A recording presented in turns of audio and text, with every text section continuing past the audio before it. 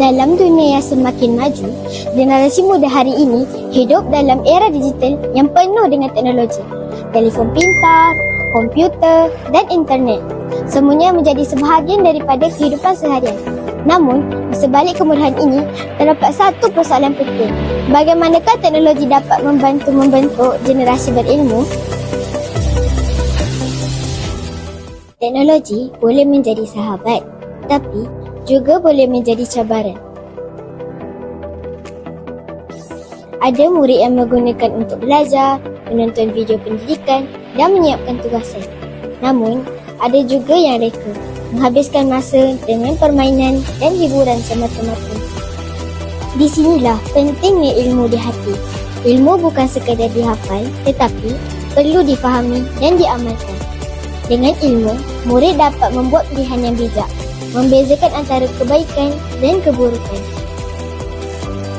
serta menggunakan teknologi dengan cara yang betul.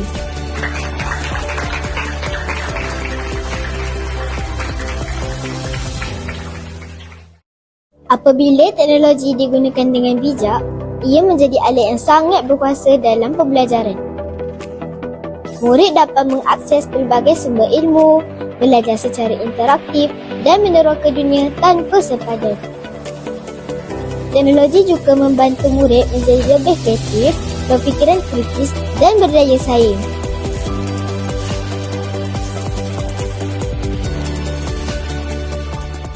Namun, penggunaan teknologi perlukan bimbingan. Guru dan ibu bapa memainkan peranan penting dalam memastikan murid-murid menggunakan teknologi secara berhemah. Dengan disiplin dan panduan yang betul, teknologi dapat dimanfaatkan sepenuhnya. Generasi masa depan ialah generasi yang berilmu dan celik teknologi. Mereka bukan sekadar pengguna tetapi pencipta dan inovator.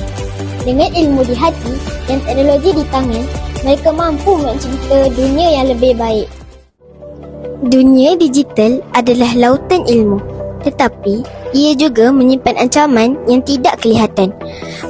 Melalui modal etika cyber nasional, murid-murid diajar melindungi privasi diri dan menghormati hak cipta. Apabila teknologi diperkasa dengan nilai murni, ia menjadi perisai. Teknologi tidak mengubah siapa kita.